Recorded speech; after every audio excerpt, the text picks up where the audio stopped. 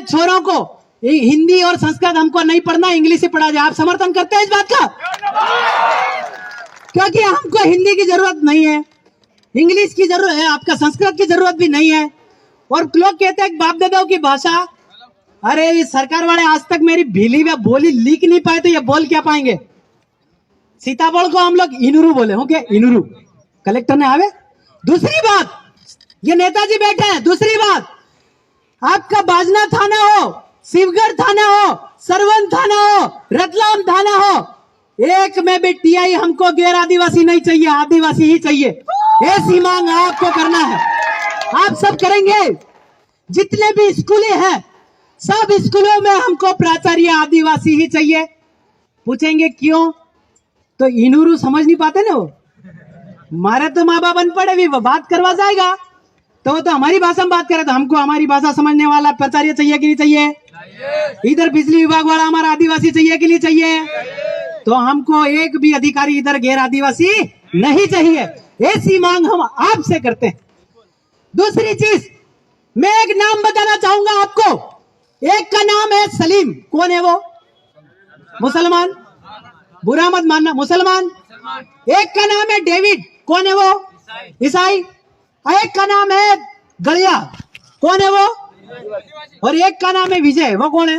हिंदू। धर्म है। तो ये है कि आपने गलिया नाम होने से आप अनपढ़ नहीं रह जाओगे, पर गलिया नाम होने से आप आदिवासी बाजी जाओगे, ये हम कहना चाहते हैं। अच्छा, क्या गलिया नाम होने से गलिया पढ़ नहीं सकता? क्या गलिया नाम होने से क्या गलिया कलेक्टर नहीं बन सकता? अरे पढ़ाने पे बात है ना। तो हमारी पहचान सबसे पहले किसने खोई? 50 में इन लोग सरकार वालों ने खोई। तो हमको आने वाले जितने भी बच्चे पैदा हो रहे हैं, लिस्ट बनाओ। 100 नाम, हकरी, रमतू, ऐसे नाम रखना है। तो आप जिस दिन ऑफिस में गए तो वहां पे कौन आया है? गलिया आया है तो राष्ट्रपति कुर्सी से उठ जाएगा, कहेगा कि मेरा देश का मालिक आदिवासी आया है। अगर आप कहोगे कि विजय आया तो कहेगा आया होगा कोई धर्मणा। तो देखो धर्म मतलब क्या? अच्छा, तुम्हें एक शब्द सामझ्યું? धर्मणु मतलब होता है फोकटनु फिरीनु हिंजू। हिंजू धर्मणु एक शब्द कहवाय। ते बाबा डोकरा जानता था कि तरम तरम करी रही हाड़ा तरमणा है। आज तमान भी कही दू, आज तरम तरम मत करो, जगानी बात करो, नहीं तो तमान भी अमोह कहूंगा तरमणा नहीं, तरमणा और दूसरा सब हिंजा। तो ये सब हिंजी बातें ना करो। जब अंग्रेज देश में आया था तो उसके हाथ में क्या था? बाइबल थी, कुरान थी, रामायण थी, शास्त्र थी, फलाना था। पर हमारे हाथ में इस देश की कुड़ मुड़ माटी जमीन थी। पर आज की तारीख में ऐसा हो गया कि तुम्हारे पास तो सोपड़ा आ गया, पहला गन जगह जाती रही। केम था यू भाई? अरे 1 लाख रुपए तुम कमाते होंगे, तुम्हारे घर पे कमाते होंगे, पैसे खा के दिखाओ तब मान जाए तुम आदिवासी हो। आप पैसे नहीं खा सकते, कागज नहीं खा सकते, खाओगे तो जमीन ही, जमीन में उगा हुआ ही खाओगे, मक्का ही खाओगे। आप समझना, कोरोना का समय आया, हुक्का पिंडा वालों जीवियो है, रोज हुक्का पिंडा वालों जवियो है।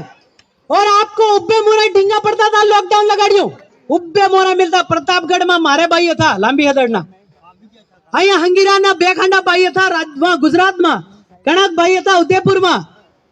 हमारे भीला फोन लगाने की तो भील को अगर आंच आई तो तुम्हारा प्रतापगढ़ जला देंगे, हम वो थे। आप लोगों को अगर कोई भी आंच आए तो एक बार हमको याद करना, क्योंकि कोरोना काल आया, अभी ऐसा काल आने वाला, ये लगातार बारिश करवा रही है। एनडब्ल्यूओ की साजिश है, गूगल पे देखना, ये लोग लगातार बारिश करवा रहे हैं। होली पे मेरी पोस्ट देखना, होली पे एक हवाई जहाज गया था, हमने कहा कि स्प्रे करा रहा है, बारिश होगी।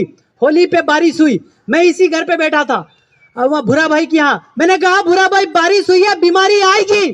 बीमारी आई, मैक्सिमम लोग जो है होली के आसपास सर्दी खांसी से ग्रसित हुए थे। और सरकार वालों ने क्या कहा था कि अब कोरोना की बुआ आई है। तो ये मारने की साजिश है तुमको, क्योंकि ये लगातार बारिश कर रहे हैं। गेहूं की फसल मालवा क्षेत्र की बर्बाद हो गई, क्योंकि गार गरी पूरी गेहूं की फसल बर्बाद है। ये वाली फसल आपकी बची है। आप मेरे को ये बताओ, कितने के खेतों में नींद पाए? इतनी बारिश हुई कि नींद भी नहीं पाए लोग। अगर ये बारिश अरब की खाड़ी वाली आ गई तो आपका फसल पकना मुश्किल है। दिवाली के बाद से आपको भूखमरी का सामना करना पड़ सकता है। आपको दिवाली के बाद 5 किलो अनाज के लिए लाइन में खड़ा रखकर मार दिया जाएगा। मैं और आप कुछ नहीं कर सकते।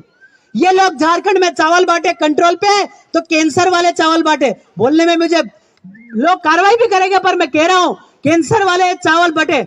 मेरे बाप दादा को कैंसर क्यों नहीं होता था? आज 20-20 साल के छोरों को हार्ट अटैक आ रहा है, मेरे बाप दादा को हार्ट अटैक क्यों नहीं आता था?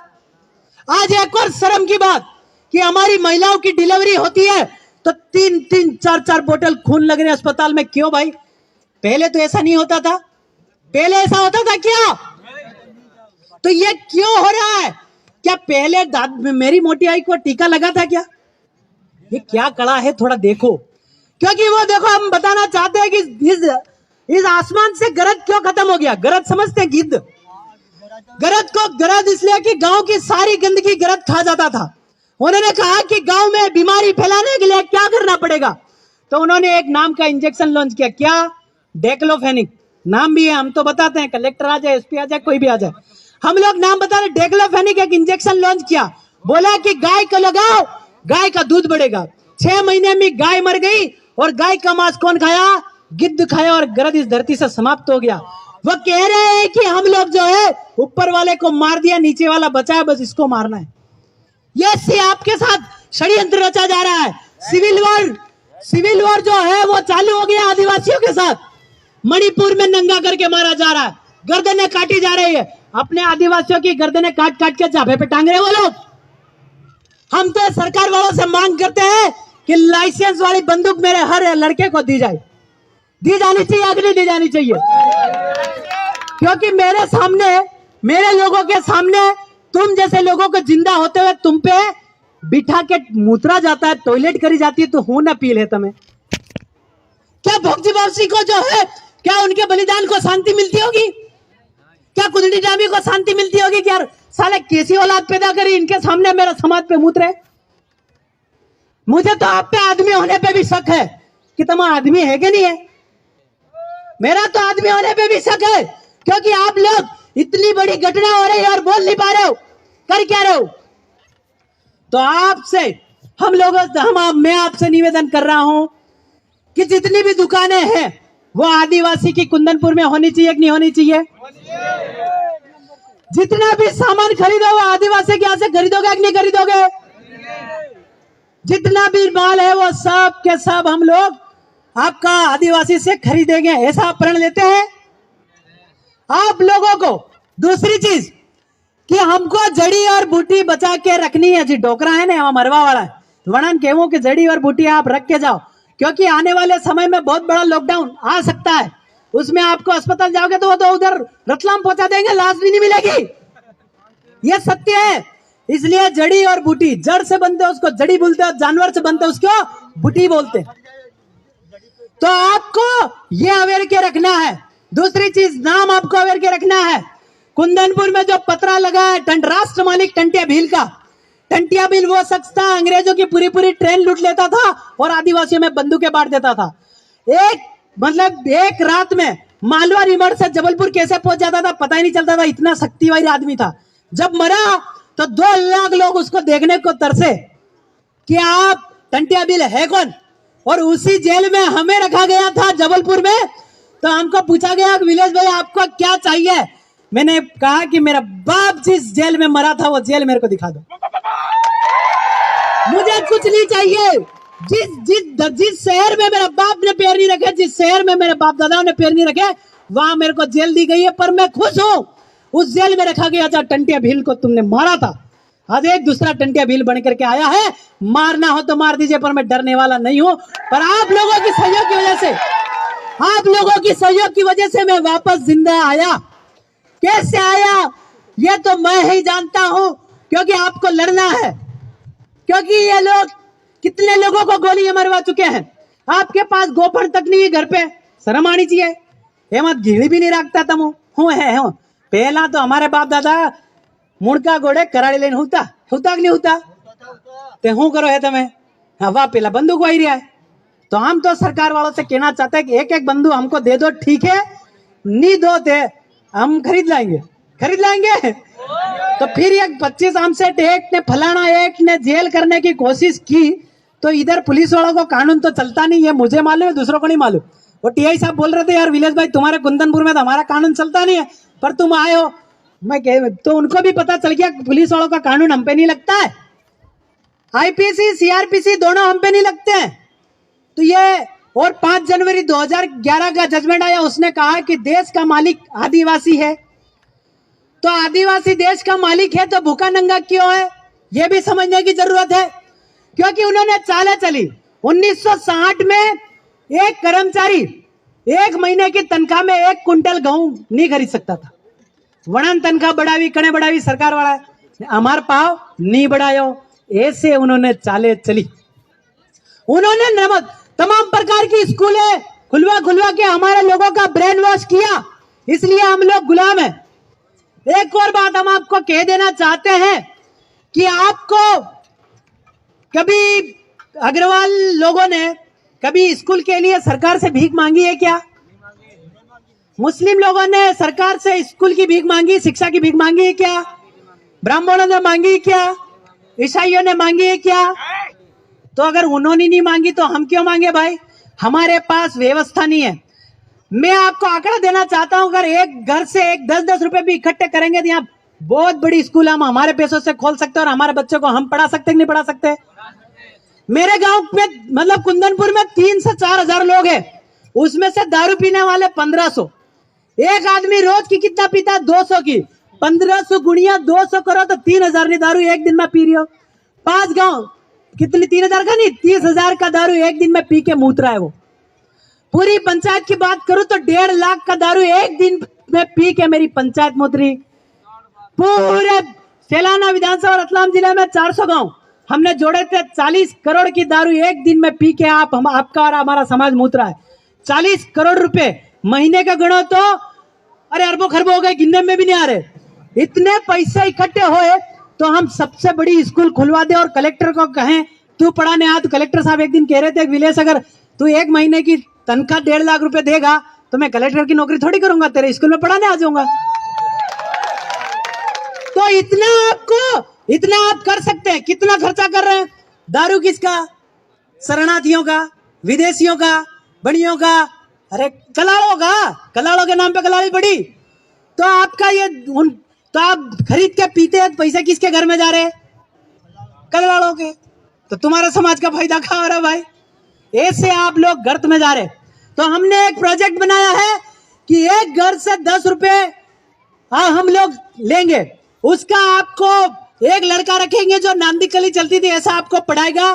फिर आने वाले समय में आपके पैसों से जितना भी धान है, गेहूं है, चना है, वो सब हमारा आदिवासी ही खरीदेगा, 3 साल तक रखेगा। अगर भूखमरी आई तो हमारा समाज को हम फ्री में खिलाएंगे, ऐसा हम आपको कह देना चाहते हैं। क्योंकि आने वाले समय में आप लोगों को मारने की साजिश आ रही है। अच्छा कह रहे हैं विलेश तो झूठ बोल रहा। मैंने एक जेल जाने से पहले एक बात कही थी कि इस देश में ये लोग आपको मारने के लिए बारिश करवा रहे हैं, किसी ने नहीं सुना। अभी जुलाई में पेपर में आया कि कृत्रिम बारिश हो गई सफल, तब बोले विलेश भाई तुम गरु तमारे सही कीधु।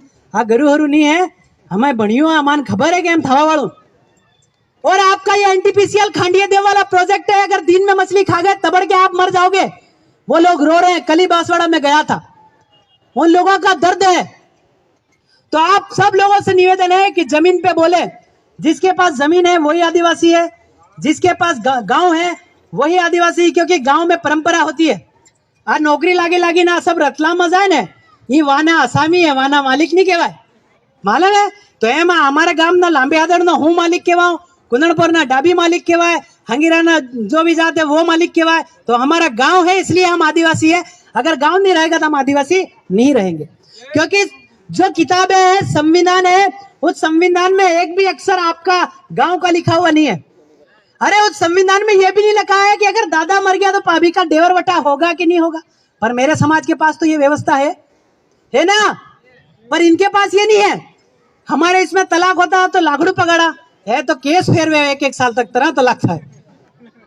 तो आप लोगों को यह समझना है कि गांव का पूरा काम, जितने भी पैसा अध्यक्ष है मैं उनको कह देना चाहता हूं कि एक और जितने भी सरपंच है, जितने भी मंत्री, उनको भी बोल रहा हूं, एक भी प्रस्ताव बिना गांव वालों के पूछे अगर आपने जमीन बनाने के लिए दिया तो हम भीलों से बुरा कोई नहीं होगा, ये ध्यान रखना। वो गुमान सिंह डामोर है, वो गुमान सिंह डामोर है, वीबी उपे मोरे नहाता गया था तो तमें तो जहर जाओ एम केम के सोरा जहर मारे है तुम्हारे जगाना कोई भी प्रस्ताव आप नहीं आलता हो भाई।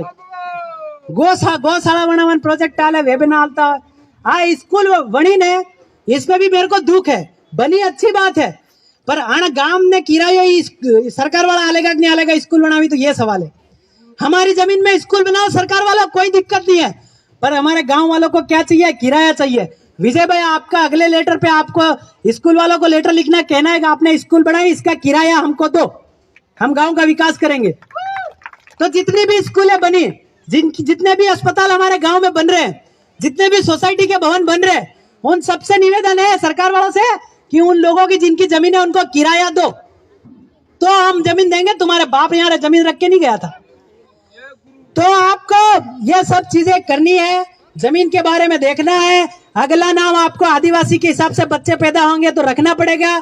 हमको हमारे बच्चों को हिंदी और संस्कृत नहीं पढ़ाना है, कसम खाते हैं, हाथ खड़ा करो। हिंदी और संस्कृत हम नहीं पढ़ाएंगे, हम सिर्फ इंग्लिश पढ़ाएंगे। शरद भाई आप भी वचन लो कि मैं आवाज उठाऊंगा कि हिंदी और इंग्लिश नहीं पढ़ाई जाए, मेरे हिंदी और संस्कृत नहीं पढ़ाई जाए और इंग्लिश पढ़ाई जाए। वो कहते हैं कि महाराष्ट्र में मराठी बोलते हैं, देखो आकलन बता रहा हूँ, महाराष्ट्र में मराठी बोलते हैं, गुजरात में गुजराती बोलते हैं, तमिलनाडु में तमिल बोलते हैं, तो तू हिंदी हूँ करवा लाओ। हमारे इंग्लिश आ जाती है सबसे बात कर लेते और अमेरिका में भी हम बात कर लेते। तो इन लोगों ने डफोड़ बनाया तुमको, और यह चीज बहुत सारी बातें करने की है पर मैं यहाँ नहीं कर सकता। तो आपको पहले राष्ट्र मालिक टंटे भील के चौराहे पे हम लोग अगली मूर्ति बिठाना जा रहे हैं, सब लोग सहयोग करना। और दूसरी चीज, हर चौराहे पे भीलों के नाम से होने चाहिए। और हमारे झंडे ये हैं, चांद, सूरज और आपका सितारे। सितारे ईसाई वालों के, चांद मुसलमानों का है, सूर्य हिंदू वालों का है।